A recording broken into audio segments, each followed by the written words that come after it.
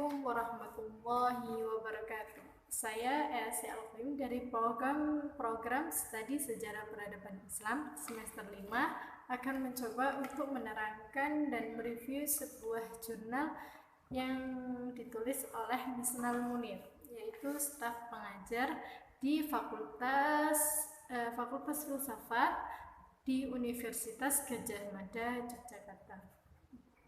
Beliau melakukan penelitian dan hasil dari penelitian beliau tuliskan dalam jurnal yang berjudul Jurnal Filsafat volume 22 nomor 3 pada Desember 2012, sekitar 8 tahun dari sekarang. Beliau dalam penelitiannya menggunakan metode yaitu deskriptif, interpretasi, dan komparasi, dan menghasilkan ide-ide pokok dalam filsafat sejarah. Menurut beliau, ide-ide pokok dalam filsafat sejarah itu ada 4. Saya coba jelaskan. Yang pertama adalah ide tentang kemajuan. Ide tentang kemajuan ini yang mana manusia itu bukan dituntut, tapi mendorong manusia untuk memikirkan masa depan yang lebih baik. Optimis dalam memikirkan masa depan. Yang nomor 2 adalah ide tentang waktu, di mana kita sebagai manusia makhluk historis harus mengerti dimensi pada masa lampau, masa kini, dan masa yang akan datang. Oleh karena itu kita juga memerlukan ide tentang kebebasan. Karena dalam kebebasan ini manusia dapat memilih mana masa depan yang lebih baik. Dan yang terakhir adalah ide tentang makna masa depan. Ide tentang makna masa depan ini adalah harapan bagi manusia untuk mempersiapkan masa depan yang lebih baik.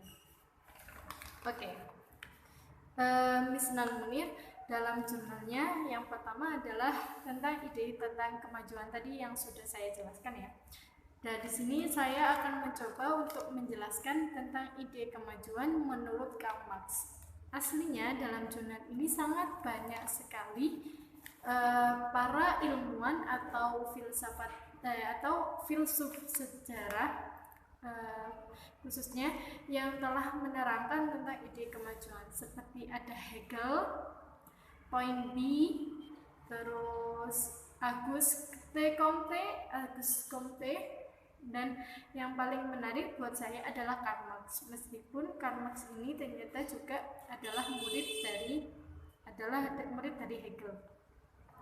Menurut Karl Marx ini ide tentang kemajuan adalah perkembangan manusia. Nah, perkembangan manusia itu terdorong oleh adanya peranan pertentangan antara kelas-kelas sosial, tidak karena individu satu dengan individu lain, tapi antara pertentangan kelas-kelas sosial. Jadi kelas-kelas sosial itu apalagi dalam ekonomi, maka akan terlihat sekali pertentangan sosialnya. Dan Marx ini juga sangat mengharapkan dan mengidealkan masyarakat yang akan berpikir tentang masa depan secara komunisme. Di sini saya akan bacakan ya. Dalam manuskrip 3 seperti yang dikutip oleh Fromm, Marx menegaskan, komunisme merupakan penghapusan kepemilikan pribadi secara positif, penghapusan alienasi diri manusia, dan karena itu merupakan apresiasi nyata dari watak manusia melalui dan untuk manusia. Di sini maksudnya adalah manusia itu tidak boleh memikirkan diri sendiri, tapi untuk bermasyarakat juga. Dan terakhir, komunisme ini mengembalikan manusia menjadi orang yang humanis, adalah orang yang sangat sesama manusia itu akur. Makanya itu kita sebagai manusia harus bisa bebas dan adil sesama manusia yang lain.